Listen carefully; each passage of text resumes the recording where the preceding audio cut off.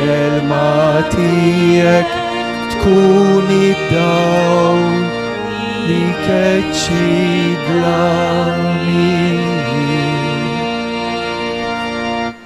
Fl-isem tal-Missier u tal-Iben u tal-Ispirtu Santu, il-grazzja ta' Sidna Ġesu Kristu li mħabba ta' Alla l-għaqda fl-Ispirtu Santu ħatkun ma'kom il-koll.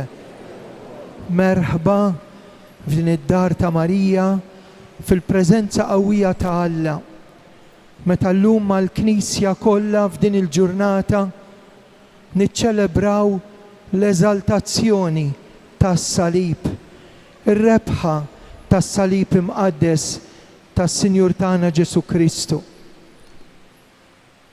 Nitolbu għall-intenzjonijiet ta' kull wieħed u waħda minnkom. Ħafna nies jiġu hawnhekk fis-santwarju għax ikollhom xi forma jew tip ta' slaleb fil-ħajja tagħhom. Ejjew inħarsu lejn il-pjagi ta' Ġesu u fil-bidu ta' din il-qudiesa mill-pjagi nitolbu il-fejqan. Ħuti ejjew narfu l-ħtijiet tagħna. Nistqar l-Alla li jista' kollox lilkom ħuti li jiena dnibt ħafna bil-ħsieb bil-kliem u bl-emil billi ħallejt id-dmirijieti ħtija tiegħi bl-ikbar ħtija tiegħi għalhekk nitlob l-imqazza Marija dejjem Verġini, l-anġlu u l-qaddisin kollha u lilkom ħuti biex titolbu għalija. Eħenna għalina Alla li jista' kollox jaħfrilna dnubietna iwassalna fil-ħajja ta' dejjem. Mulej ħnina, Kristu ħnina, mulej ħnina. Flimkien, glorja l-Alla fl-oli tasmi, paċi fl-art il-bnedmin ta' rieda tajba. Infaħruk, inberkuk, nadurawk, natuk ġieħ. Irroddulek ħajr għal-glorja kbira tiegħek. Mulej Alla u Sultan tas-sema, Alla Missier li tista' kollox. Mulej Iben waħdini Ġesu Kristu. Mulej Alla ħaruf ta' Alla bin il-Missier. Int li tneħħi d-nubiet ta' dinja ħenna għalina. Int li tneħħi d-nubiet ta' dinja ilqa' talb tagħna. Int li qiegħed fuq l-lemin tal-Missier ħenna għalina. Għaliex inti waħdek qaddis, int waħdek mulej, int waħdek l-għoli Ġesu Kristu. Fil-glorja tal-Missier Alla. Nitolbu u Alla jintrid li jibnek il-waħdini jieħu l-mewt tas-salib biex isalva lil bnedmin. Għamel li kif għarafna l-misteru tiegħu fuq l-art jistħoq inna niksbu l-frott tal-fidwa li tagħna, ibnek Ġesu Kristu Sidna li hu Alla li miegħek jgħixu jisaltan flimkien mal-Ispirtu Santu għal dejjem ta' dejjem. Amen.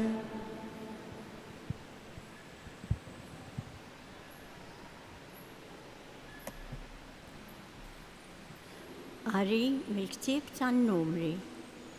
F'dak iż-żmien refgħu il-kamp u telqu minn ħdejn il-Muntanja Ħor mat-triq tal-Baħar tal-Qasam biex jaħduha bid-dawra mal-art ta' Edom.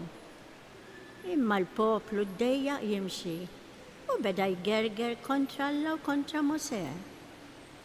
Għala tellajtuna mill-Eġittu biex immutu fid-deżert. M'hawnx ħobs u lanqas ilma. Aħna xbajna b'dan l-ikel ħafif. U l-murej bat srieb velenużi f'nofs il-poplu u bdew jikdmuhom u mietu ħafna mill-poplu ta' Iżrael. U l-poplu marant Mosè u qalulu: Dinibna għax tkellimna kontra l-mulej u kontra tiegħek.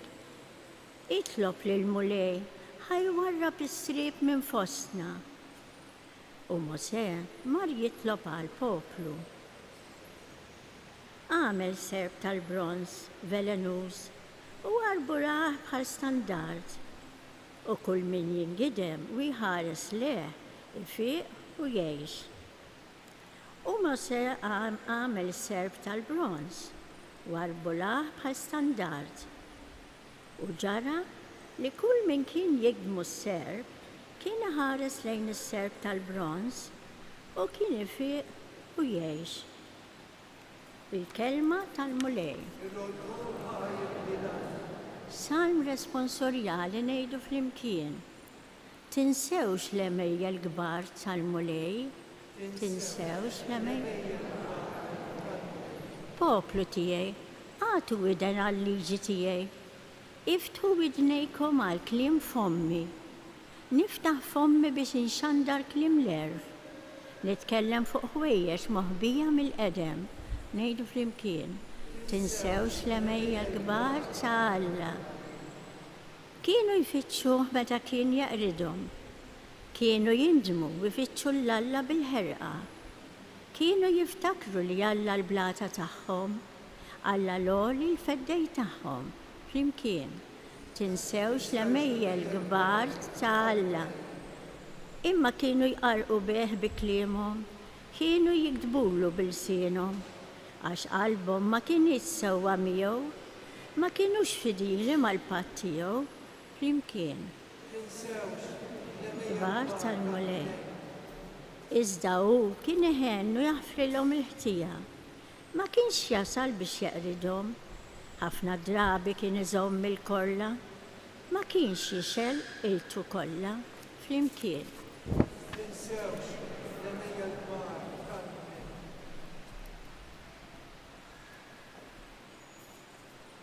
Qari mit-tieni ittra ta' San Pawlu Apostolu lil Filippin. Ġesu Kristu li kellu n-natura ta' Alla ma qadx ifittex tiegħu li hu daqs Alla. Iżda xejjen lilu nnifsu billi ħan natura tal-sir. Sar jixbaħ lil bnedmin u der minn barra bħala bniedem. ċekkel lilu nnifsu billi obda sal-mewt, anzi sal-mewt tas-salib. Għalhekk Alla qol leħsa smewiet u żejnu bl-isem li hu fuq kull isem biex fl-isem ta' Ġesu fis-sema, fl-art u f'eħl-art il-ħlejaq kollha jinżlu għarku btejjhom u kull il-sien jistqar Ġesu Kristu u l-mulej għal glorja ta' Alla l-Missier. Il-kelma tal-mulej. Nrodduh għajli l-Alla. Jekk joġobkom inqmu bil-wifqa. Alleluja, alleluja, alleluja. Nadurawk Kristu u nberkuk għax b'salibek fdejt lid-dinja.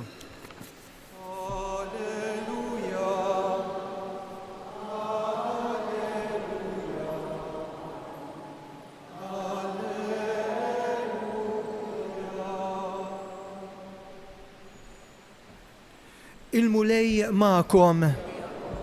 Qari mill-Vanġelu skont San Ġwan. F'dak iż-żmien Ġesu qal lil Nikodemu, ħadd ma tela s-sema ħlief bin il-bniedem li niżel mis-sema. Kif Mose rafa' s-serb fid-deżert, hekk jeħtieġ li jkun merfuħ bin il-bniedem biex kull min jemmen fih ikollu il-ħajja ta' dejjem. Għax Alla hekk ħabb lid-dinja li tal l-ibnu l-waħdini biex kull min jemmen fih ma jintilifx imma jkollu l-ħajja ta' dejjem. Għax Alla ma baċ l-ibnu fid-dinja biex jagħmel ħaq mid-dinja imma biex id-dinja issalva permezz tiegħu.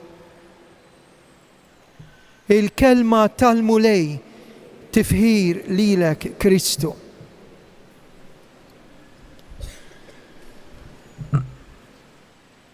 Min m'għandux salib għandu domna. San Ġorġ Preka kien jgħid li hemm ktieb u ktieb kbir tista' taqrah anke jekk ma tkunx taf taqra. U jgħidilna ħarsu lejn il-kurċifiss.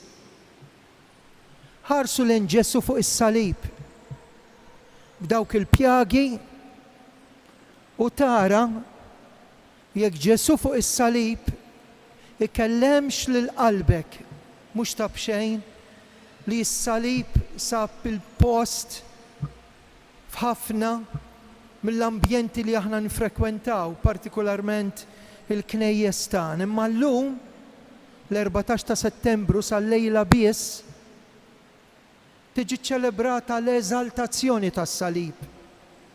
Għall-Knisja tal-bidu wara lejt din kienet il-festa l-iktar importanti.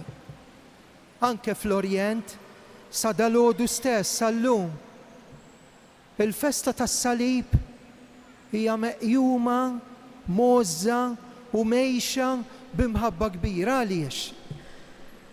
Għaliex aħna bħal dak ir-raġel tal-Vanġelu li joħroġ bil-lejl, u hawnhekk il-kelma bil-lejl għal San Ġwan tfisser għax ġo qalbu dar-raġel kien hemm id-dlam u jmur għand Ġesu bil-lejl Nikodemu li kien bniedem li kellu parti mis-Senat, kellu sej fid-deċiżjonijiet li jittieħdu u lil Ġesu jgħidlu x'irrid nagħmel biex infieq. Ejd li xirrit nagħmel biex f'qalbi jkun hemm il-paċi. U Ġesu jirrakkontalu dak li ġara meta Mosè qabad injama kbira u poġġa serb fuq u biex kull min ħares lejh minkejja li jkun migdum mis-serb velenus ifieq. Qallu għax għallek ħabb id-dinja. Il-kapitlu 3 ta' San Ġwan. Hekk talmuha bl-ammend is-sentenza. Alla hekk ħabb lid-dinja. Xemm isbaħ mill-imħabba. U Alla ħabb lilek. Li bat lill-ibnu wieħed waħdini. Biex kull min jemmen fih, kull min jemmen f'dan Ġesu li se jitla fuq is-salib biex imut u jagħti ħajtu minħabba id-dnub tagħna, l-egoiżmu tagħna, is-supervja tagħna, l-mewt tagħna. Biex kull min jemmen fih ma jintilifx.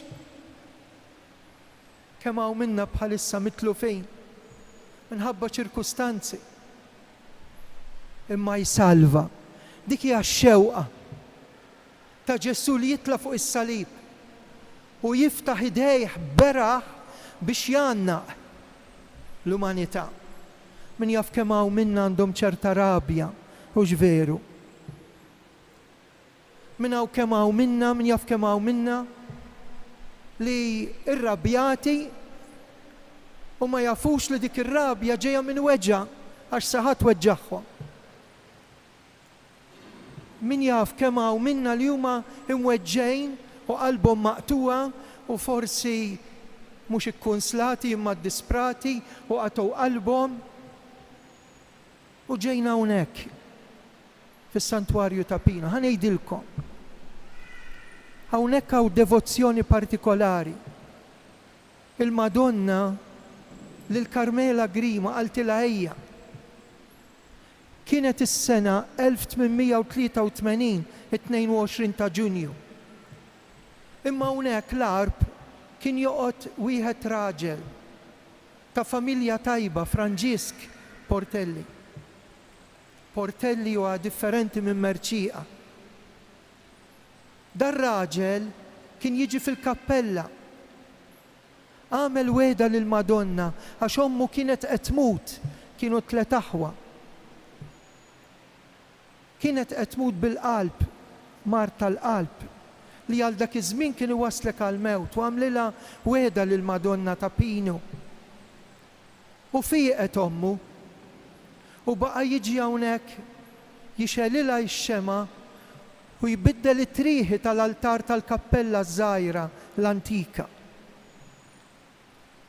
Sentejn wara li l-Madonna kelmet il-Karmela Grima 1885 għad-domanda li Karmela Grima għamlitlu lil Franġisk imma inti ġieli smajta lil Madonna għalilha iwa u qalt li minn tapinu biex inkun devot tal-pjaga, il-pjaga il-moħbija. Ħna nivveneraw il-5 pjagi, l-idejn, ir-riġlejn, il-kustat. Imma minn hawnhekk ħarġet devozzjoni tal-ispalla fejn ġar is-salib, il-pjaga l-moħbija. Mhux ta' bxejn, illi minħares lejn dawk il-pjagi ifieq bil-pjagi tiegħu sibna il-fejqan, u għalhekk tapinu għaw ċerta serħan. Għalhekk min jiġi tapinu l-ewwel miraklu li jsir huwa l-miraklu tal-paċi tal-qalb, u dan nitolbula lill-Madonna. Għax kull min jemmen fih ma jintilifx imma jkollu l-ħajja. Kemm hawn żgħażagħ għadhom fil-fjur ta' ħajjithom, x'bajt ngħix fader, x'joqsok ħabib.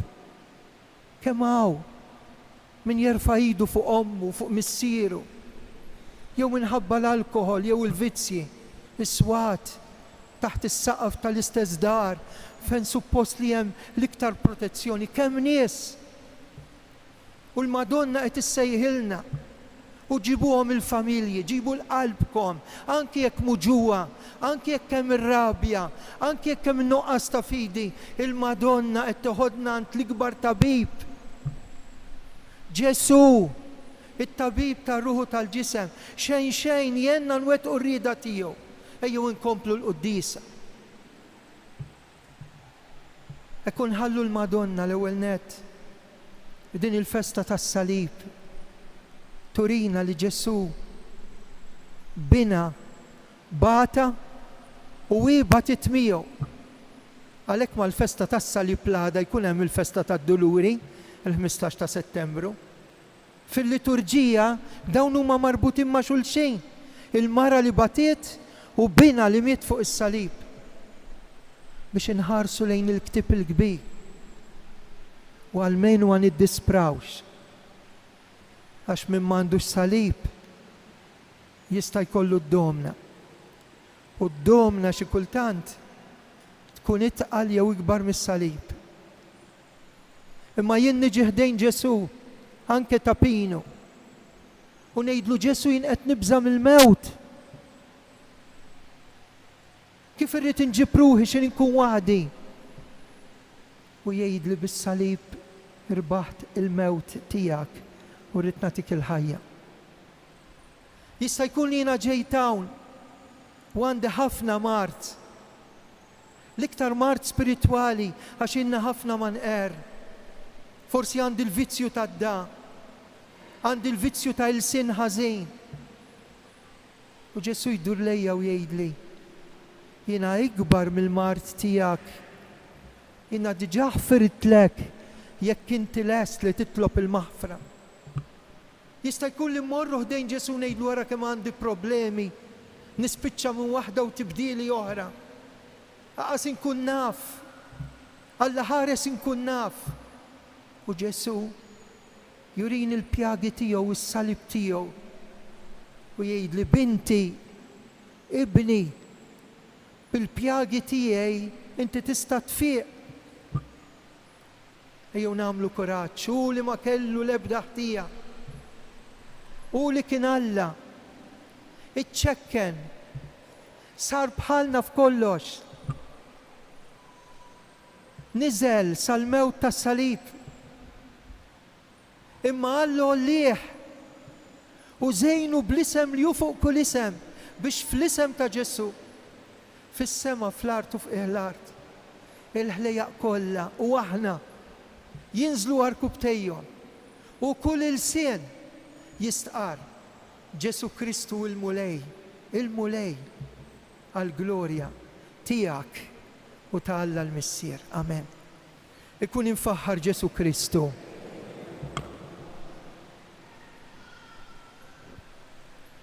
Jiena nemmen falla wieħed. Ħalaq is-sema u l-ard, dak kollu li jidher dak li ma jidhirx. Mulej wieħed Ġesu Kristu iben waħdini ta' Alla. Imnissel mill-Missier qabel u f'kull żmien. Alla minn Alla, dawn minn dawn, Alla veru minn Alla veru. Imnissel mhux magħmul natura waħda mal-missieru bih sar kollox. Iżel mismawiet għalina l-bnedmin u għal-fidwa tagħna. Ħal ġisem bis-seta tal-Ispirtu Sant minn Marija Verġi sar bniedem. Salbuh għalina bata taħt Ponzu Pilat, miet u difnuh. Fit-tielet jum qam minn bejn l-mwiet skont il-kodba mqazza. Tela s-sema u qiegħed fuq il-lemin tal-missier. Għandi jerġa' jiġi fil-glorja biex jagħmel ħaq mill-ħajjin il-mejtin. Satna tiegħu ma jkollix tmiem. L-Ispiritu Santu mulej li jagħti l-ħajja. Ġej mill-missier u mill-liben. Meqjum u weġġaħ flimkien mal-missier u mal-liben. U li tkellem fom il-profeti. Knisja waħda qaddisa kattolika apostolika. Nistqar ma' mudija waħda l-maħfra ta' dnubiet. Nistenna qawma mill-jumwiet u l-ħajja ta' żmien ġej. Missier qaddis irroddulek ħajr għall-preżenza. Mhux b'kombinazzjoni li qegħdin hawn. Inti jettinna fejn 2 jew 3 miġbura f'ismek inti qiegħed f'nofsna. Ibgħat issa l-Ispirtu Qaddis tiegħek biex irresqulek it-talb tagħna. Nitolbuk u nirringrazzjawk għal Papa Franġisku. Vjaġġ twil li twal wieħed u kbir u li ħalla marka sabiħa fid-dinja biex il-messaġġ li wassal minn fuq is-siġġu tar-roti jasal fil-qlub tal-bnedmin kollha. Nitolbu. Tolbu għal paċi fil-qalb. Ħafna nies jiġu hawnhekk tapinu u l-Madonna tagħtihom il-paċi fil-qalb. Naħseb l-iktar mirakli li jsiru hawnhekk tapinu il-fejqan intern. Il-paċi fid-dinja ma tmurx minn quddiem għajnejna l-Palestina, Iżrael, l-Ukranja, ir-Russja, is-Sudan. Tant pajjiżi li qegħdin fil-gwerer, imma l-iktar il-paċi fil-familji, hemmhekk fejn hemm ħafna tbatija, mill-għadba tad-dar il-ġewwa, nitolbu. L-eżistana mejtin, devoti tas-salib, rebbieħ ta' Kristu, biex iduqu mir-rebħa ta' Kristu rxoxt bil-qawwa tas-salib, nitolbu. Nitolbu għal dak ir-raġel li kellu kidney transplant Mater Dei, dik il-koppja li jixtiequ wilt, dawk li qed jistennew talbija. Tolbu għal dak is-saċerdot li hu marit. Nitolbu għal dawk li tilfu l xi ħadd ta' għażiż. Hekk niftakru nitolbu għal xulxin. U intom li qed tarawna permezz ta' UTV li hija familja kbira jew segwuna permezz tal-mezzi soċjali, aħna ma ninsewkomx. Aħna nitolbu għal xulxin. Ir-resqu t-talb tagħna minn idejn Marija ħanfiequ permezz tal-pjagi ta' Ġesu u bil-qalb ngħidula qaddisa.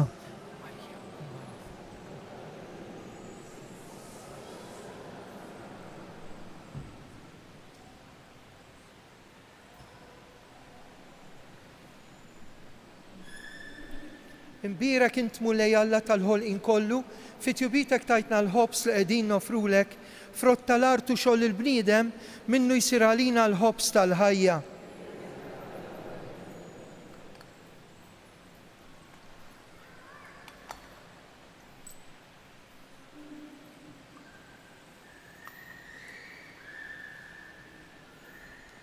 Imbira kint mulej Alla tal-ħolqin kollu, fit-jubitek tajtna l-imbit li qegħdin nofrulek, frott tad-dilja xogħol il-bniedem minnu jsir għalina x-xorb tar-ruħ.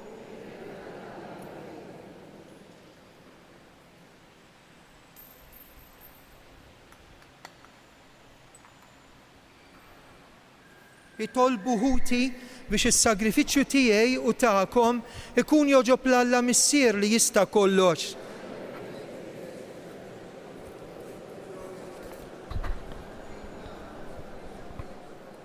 Naddafna mulej minn kull ħtija bis-saħħa ta' sagrifiċċju li se nofrulek, bejn ħadnu bit tad-dinja fuq is-salib, ابنك جيسو اللي يعيش ويسلطن على ديم تا ديم.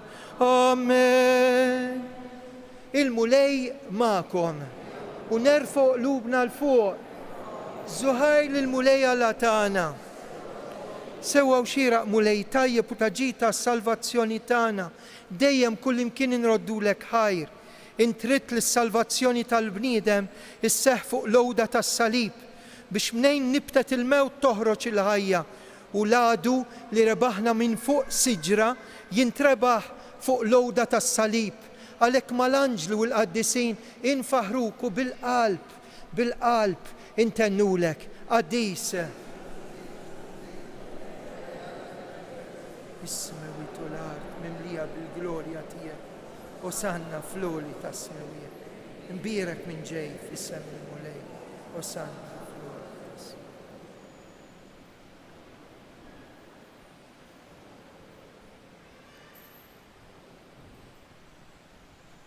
قديس تسوي انت مولاي انت لاين تاكل قدوسية. قدس عليك نطلبوك داو الأوفرت بالبركة الاسبيرتو تياك يصيروا علينا الجسم والدم تا سيدنا جيسو كريستو. متى كنسر يناتا ومن راي هباتي هالهوبس رد الهاير قسم تالي الديشيبلتيو وقال هودو وكولوا الكل من دان أجدان وجسمي ليناتا ليكم.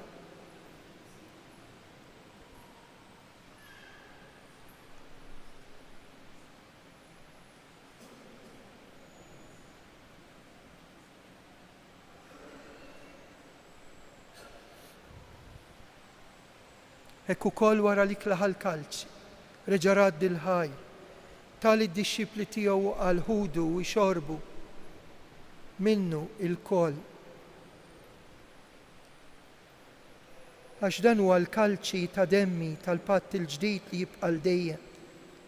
Id-dem li jixxerret għalikom u għal-bnedmin kollha għal-maħfra ta' dnubiet. Għamlu dan tifkira tiegħi.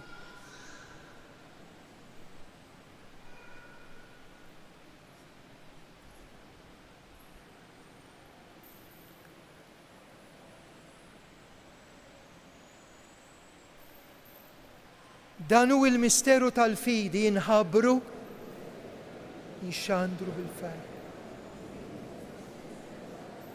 Għalhekk aħna u nagħmlu dan tifkira tal-mewt u l-qawmien ta' Sidna Ġesu, nofrulek il-ħobs tal-ħajja u l-kalċi tas-salvazzjoni u rroddulek ħajra xogħġbok tilqana hawn quddiemek biex naqduk. Miċ-ċokontana nitolbu l-Ispiritu Santu jaqadna ġisem wieħed lilna nieħdu sem il-ġisem u d-dem ta' Kristu. Mulej jiftakar fil-Knisja tiegħek imxerda mad-dinja kollha. Wettaqa fl-imħabba flimkien mal-Papa Franġisk l-isqoftana Anton il-Ministri tiegħek kollha. Ftakar fil-qaddejja tiegħek il-benefatturi mejtin ta' dan is-santwarju. Ftakar fil-mejtin kollha. Daħħalhom quddiemek fid-dawl tas-sebħ tiegħek. Ħenna għalina l-koll nitolbuk agħti lilna wkoll il-wirt tal-ħajja ta' dejjem mal-Verġni Mqazzom Malla Marija, San Giusepp, l-Apostli, il-qaddisin kollha li jgħixu fil-ħbiberja tiegħek sa mill-bidu tad-dinja. Għamel li magħhom infaħruk u nsebħuk Ġesu Kristu ibnek. Bi Kristu ma' Kristu u fi Kristu jingħata lilek Alla missier li tista' kollox flimkien mal-Ispirtu Santu kull ġieħ kull glorja għal dejjem ta' dejjem. Amen. Ħbibti hawnhekk għandna lil Ġesu u forsi anke llejla mmorru ħdejh u ngħidulu imma jien x'se nofrilek dnubiet għandi u Ġesu jweġibni minn fuq is-salib u jgħidli ara jiena ikbar mid-dnub tiegħek irbaħtu id-dnub tiegħek għalhekk tlajt fuq is-salib. Missierna.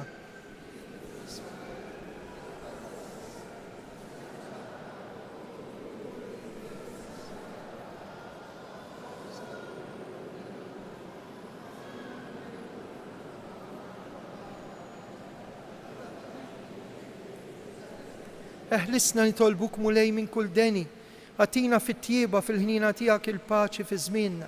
Hekk inkunu ħilsa dejjem midnub u mħarsa minn kull inkwiet. Aħna nistennew u nittamaw lejna u l-miġja tas-Salvatur tagħna Ġesu Kristu. Mulej Ġesu dak li l-apostli qed tgħidu lilna, inħallilkom islim nagħtikom il-paċi tiegħi.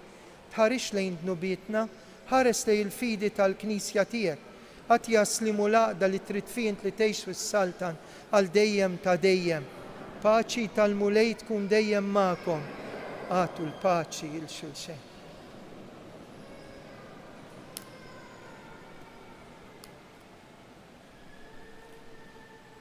Nibqgħu bil-wifqa u ngħidu flimkien ħaruf tal-Alla.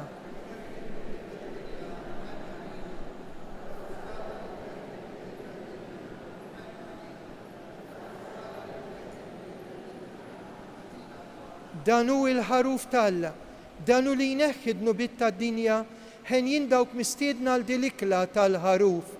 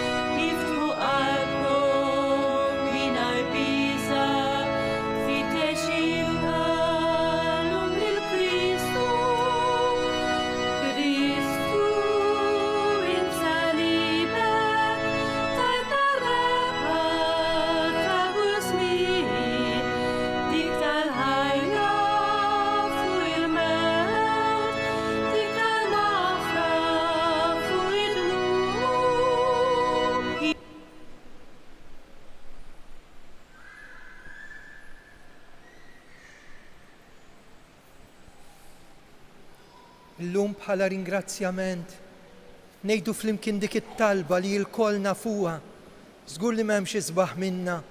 Nadurawk, o Ġesu, u imberkuk għax b'salibek. Nadurawk, o Ġesu, u imberkuk. Nadurawk, o Ġesu, u imberkuk. Nitolbu issa li tmajtna bl-iklam qazza fiċ-ċokontana nitolbuk mulej biex kif dejtna bis-salib li fih hija l-ħajja tagħna hekk twassalna għall-glorja tal-qawmien bi Kristu Sidna. Amen. Għandna avviż bħala għadha 8 ijiem, ġifieri l-Ħadd 22 ta' Settembru, taħbat il-festa għażiża tal-Madonna tal-Ar tal-Mellieħa. U għalhekk dan is-santwarju li hemm rabta bejn dawn iż-żewġ santwarji sejrin norganizzaw pellegrinaġġ. Il-pellegrinaġġ sejjer ikun il-Ħadd 22 ta' Settembru, nitilqu mill-Imġar mal-vapur tal-4:45 u niġu lura mal-vapur tas-7:30. Meta naslu hemmhekk se titmexxa qudiesa solenni quddiem is-santwarju fil-beraħ jekk ma tkunx xita, kif ikun ix-xita issir fil-Knisja tal-Mellieħa. Walek inħeġġiġkom biex tingħaqdu magħna f'dan il-pellegrinaġġ. Min jixtieq jiġi jista' jiġbor il-biljetti mis-santwarju u ikellem lili jew lil tal-ħanut u importanti li tiġbru il-biljetti sa nhar il-ġimgħa peress li rridu nafżaw Malta minħabba it-trasport. Grazzi. Sa fl-aħħar tal-Qudiesa ntennu t-tlet Ave Marijiet kif talbet il-Madonna biex nitolbu għal xulxin. Naf li hawnhekk kun hemm diversi ġrajiet li jitolbu grazzja. U għalikom li qegħdin issegwuna u dawk li m'għandhomx min jitlob għalihom. Imbagħad wara min irid nidħlu fil-kappella illum il-festa tas-Salib nagħmlu talba partikolari anke dawk li għandhom l-iċkejknin biex nitolbu nippreżentawhom lill-Madonna. Il-mulej magħkom, iberikkom Alla li jista' kollox, il-Missier, l-Iben u l-Ispiritu Santu. Slim għalik Marija, bil-grazzja mimlija, il-mulej miegħek, imbirkinti fost in-nisa, imbirek il-frott tal-ġuf tiegħek Ġesu.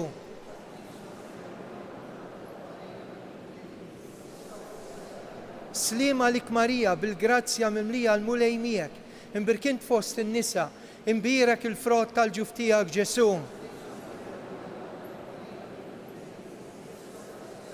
Slima lik Marija bil-grazzja mimlija il-mulej miegħek, imbirkint fost in-nisa, imbirek il-frott tal-ġuf tiegħek Ġesu.